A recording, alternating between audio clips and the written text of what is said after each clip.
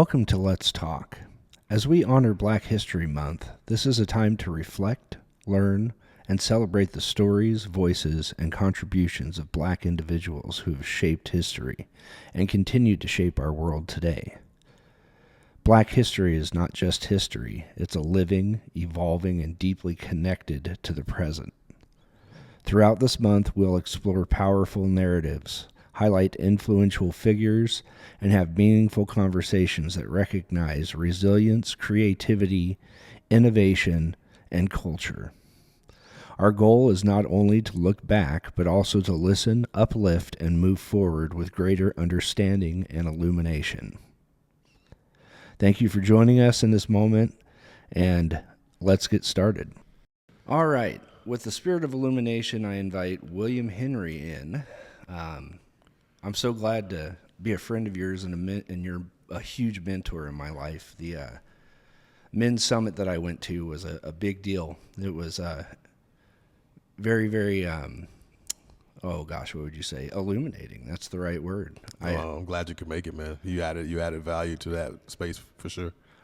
So I'm going to start with the same question I ask everybody. How are things in your world? Things are good, man. Things are good. I learned a long time ago. We get an opportunity every morning to wake up. We got a chance to make it right. And so I've really embraced that. So things are really good. Yeah. I was lucky enough to attend your first annual men's summit. Now it's in its third year. What drives you to continue doing this? Man, I think men need a space, man. And I think it became really, really prevalent that first meeting. I mean, you were there, just the energy that we had in that meeting, in that space. And, you know, guys from that space are still talking, still communicating, still reaching out to one another. And I just think we need to hold sacred space for men. I just don't think there's enough spaces. And I think one of my callings is to hold that space. So here we are 3 years later. Well, it is a brilliant summit. I see that you have a leadership summit coming up as well. Yeah, so in my other part of my professional world, this is the 5th annual Leadership and Civility Conference. So this is for the professional leaders in the community, anybody who wants to learn and experience just that overall leadership growth space. This will be good. So we'll have about 200, 250 people at that. Wow, that's quite a turnout. Yeah. And these are people that are coming from all over the state, all over the country? Yeah, it's probably mostly regional. So you'll have a lot of folks, you know, from the state of Montana. You'll get a few from South and North Dakota. But yeah, and then we have our guest speaker is huge this year. It's the Johnny C. Taylor, who is the president and CEO of SHRM, which is the Society of Human Resource Management. So they have about 340,000 national and international members. So He's coming to open this thing up. Wow. Yeah. That's a lot of members. Holy cow. Yeah, tell me about it. It's getting big, isn't it? You know, his thing is big. You know, our thing is still intimate enough where I can still touch all the people, but I think it's big enough where you can still get a quality learning experience. Yeah, great. So you've seen the impact that you've made on the younger community in Billings as well, haven't you? You know, I don't know if I've seen the impact, but, you know, I try to make sure that I create a lane for those young men and young women that I can help. And again, I just think it's part of our journey. We have to do something to give back to the youth. Well, you're so humble. At the first summit that I went to, it was a blast because we got to have dinner with a large group of high school students who are just getting into the world, about to graduate. And you brought them together to network with quite a few people. Can you tell me some of the people who showed up to that one? Yeah, man. We had college presidents. We had air traffic controllers. We had individuals who work for the government in Washington. I mean, we had head janitorial individuals who run large organizations, large janitorial spaces. So we had men from all walks of life. We had pastors. I mean, so from all walks of life. And I just wanted these young men to be able to experience that there is more to success than what you might think. And I think that space provided that for them. Yeah, I used to be a teacher, and so I'm a large proponent of trade schools. If you're not going to go to college, you should probably find some sort of trade. So I love that you brought together so many different people. So what would you say out of all these things is the most fulfilling? What do you enjoy doing the most? You know, I enjoy helping people get to their next step, and whatever that is, right? A lot of times, you know, we have a vision in our mind for what we think people should and could be. What my thing is that I want to help you get you where you are. So I just tell people, whatever you tell me, I'm going to be your personal trainer to get you to what you think is important, not what I think is important. I love that. Personal trainer for your life. Yeah, we need that, don't we? For sure. All of us need it, right? Great coaches have coaches. Yeah, that's true. So the topic today is Black History Month, and I just wanted to kind of get your take on this topic. How does Black History Month land for you this year? So Black History Month never really stops for me. And again, for me, I hope that we could get to a point where we just talk about history as opposed to putting a color in front of it. I think individuals should be exposed to history from all perspectives because I think all those things is what helps shape us as a country. Brilliant. So like I said, I'm a former teacher. So I know going to schools in the South, I went to very rural schools. They don't teach the history that I've learned in my adult life by reading books like The New Jim Crow and How to Be an Anti-Racist. What would you say about the curriculum that you see out there? Yeah, I think it's fairly vanilla. Again, I think exposure is important, and again, I think it should be interwoven into the curriculum that kids are taught. Right, just like when we teach history, there's more to history than what is being taught. So I think if we can get away from, the sensationalism of what the color is, as opposed to just it being history, then I think kids can learn a lot more. I mean, you couldn't live your life without Black history. Period. So I had never even heard of the Tulsa firebombing until I was probably in my mid-30s, and my mom moved to Tulsa. It's an ugly history, and if we don't acknowledge it, I kind of feel like we're going to repeat it. But my biggest question for you is, what is your experience growing up in America? Was it positive, negative? Have you kind of had both sides of that gambit? Yes, I would say all of the above, right? I've been fortunate enough to be around way more good people than bad people, if you will. But however, I've had experiences where, people are just, and I just like to say that people are just ignorant, right? People don't understand things, and a lot of things that we don't understand, we fear. And my job is to remove the fear and get to the level of understanding. So, again, it's what we make it. And I think I've been fortunate enough to be around a lot of good people who want to understand and not just fear it. Yeah, I was walking down the street in San Francisco not too long ago, and my daughter kind of clutched me as we passed some maybe unsavory characters. And I just looked at her and I said, "That used to be me, sweetheart." We all have our struggles. We all have hardships. What would you say to somebody who's in a tough place right now? Yeah, I would just say, hey, every day you wake up, you get a new chance, right? And I think we forget that. I think, waking up is still a gift. And I think it's what you do with that gift when you get up is what makes your day go. And so for me, you're in a tough spot yesterday, that don't mean you have to be in a tough spot today. And again, I played sports growing up a lot, and I could hear my coach saying, just keep chopping wood, the tree will fall, right? And I think that's it. Just keep chopping wood. That's great advice. Keep at it. You can mess up 10 times, but it doesn't mean that you're a mess up, right? Yeah, absolutely. And I think that's the part of it, right? Messing up is a part of the actual growth process. So, it took 1,000 times to figure out the light bulb. That's Think right. about that for a second, That's right. And they say 10,000 hours before you master something. So it takes a little bit of grit and determination in this day. Man, a whole lot of grit, right? And I think that, again, you know this, to master a craft, do you ever really master it, right? You just figure out how to continue to get better at it. I'm taking a production course right now, and I've been in television and radio production for, 2 decades. And there's always more to learn. There's always more to do. So I do enjoy that. So what are you up to these days? Other than your summits, is there anything that you want to share with the audience? I think right now we're in a big push. Again, in April is the 5th annual Leadership and Civility Conference, June the 3rd annual Men's United Summit. And then all the work I do with, I have about 75, 80 clients where I'm working and doing professional development, leadership, and executive coaching.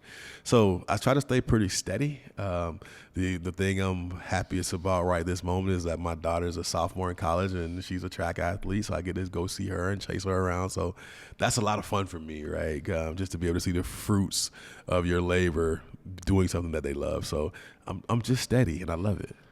Yeah, that's sweet. To always have something to look forward to. So, any big nuggets of wisdom that you want to share with our male audience out here? Yeah, I would say the big nuggets of wisdom are in the simplicity of the nugget, Right. So what I mean by that is this, we want to look for that golden thing that makes it go. But I think for me personally, what I found is small successes over time lead to huge wins when you look back. And I think we take that completely for granted. So I would just say, keep getting the small wins. You'll look back and you'll go, okay, I did something huge here.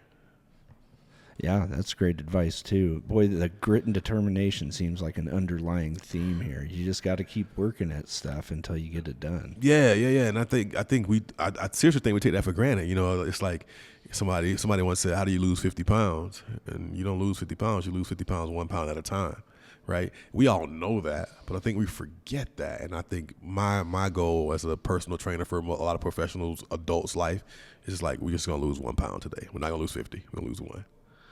Yeah, that's great. Any last thoughts? I would just say, first of all, thanks for having me on, and thanks for creating a platform for this type of conversation. But I would say to you, man, just keep doing this. You are adding to the community in ways that you will not see until you look back at it. When you take those headphones and look back off and go, we did something here. We created a space for people to learn.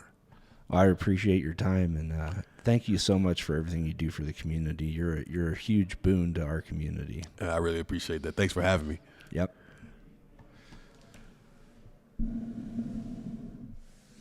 As we come to the close of this Black History Month conversation, it's important to pause and reflect on what this moment really asks of us. Black History Month is not only about honoring the past, it's about understanding how the past informs the present and shapes the future we are building together. It reminds us that history lives in our neighborhoods, our schools, our workplaces, and our relationships with one another. Throughout American history, Black leaders have shown us what it means to build community even in the face of injustice. Dr. Martin Luther King Jr. spoke often about the idea of the beloved community, a society rooted in justice, equality, and shared responsibility. His vision wasn't just about changing laws. It was about changing hearts and minds and learning how to live together with dignity and care. That vision still challenges us today to ask not only what kind of world we want, but how we want to treat one another while we build it. Ella Baker reminded us that strong communities are built from the ground up. She believed deeply in the power of ordinary people, teaching that leadership doesn't belong to a few voices at the top, but to the many who are willing to listen, organize, and act together. Her work reminds us that community is not something we wait for. It's something that we have to participate in. John Lewis spoke about getting into good trouble, the kind of trouble that moves us closer to justice. His life shows us that courage and community go in hand. He understood that progress is rarely comfortable, but it's always worth it when it leads to greater freedom and understanding for everyone. Shirley Chisholm, the first Black woman elected to Congress, showed us the importance of showing up fully and unapologetically. She famously said, "If they don't give you a seat at the table, bring a folding chair." Her legacy reminds us that inclusion strengthens communities and that representation opens doors not just for individuals, but for whole generations. Writers and thinkers like James Baldwin and Maya Angelou gave us language for both pain and hope. Baldwin challenged America to confront hard truths, reminding us that not everything that is faced can be changed, but nothing can be changed if it's never faced. Maya Angelou, through her words and her grace, reminded us of the power of empathy, resilience, and joy. Together, they taught us that storytelling is a powerful tool for building connection and understanding. Black History Month calls on us to carry these lessons forward, not just in February, but every day. Building community means listening deeply, supporting local leaders and organizations, and being willing to learn from experiences different from our own. It means showing up when it's uncomfortable, speaking up when it matters, and making room for one another to grow. At its core, community is about shared humanity. Let me say that again. At its core, community is about shared humanity. Black history shows us that even in the face of exclusion, strong communities can be built through solidarity, creativity, and love. It reminds us that progress happens when people come together with intention and compassion. As we move forward, let's honor Black history by living its lessons, by choosing connection over division, understanding over fear, and action over silence. Black history is American history, and the story is still being written. Each of us has a role to play in building communities that are stronger, more just, and more united than ever before. As we wrap up the conversation, let's remember that Black history is not just a chapter we revisit once a year. It's a living foundation that continues to shape our communities. And leaders like Dr. Martin Luther King Jr., Ella Baker, John Lewis, and Shirley Chisholm taught us to stand up for justice and to build communities with diverse backgrounds and to speak truth to power. Artists like Maya Angelou and James Baldwin gave voice to truth, dignity, and humanity, and helped us see each other more clearly. Their legacies call us to listen, to learn, and to show up for one another. Building community means honoring these lessons, supporting local voices like William Henry, standing together in hard moments, and choosing connection over division. Black history is American history, and our shared future is stronger when we build it together. Thank you for listening, for learning, and for being part of this ongoing journey and conversation. Look for the links to Williams Leadership Council and his men's retreat below. And that's it for Let's Talk this week. We'll see you next time. Godspeed, and I hope you have a great week.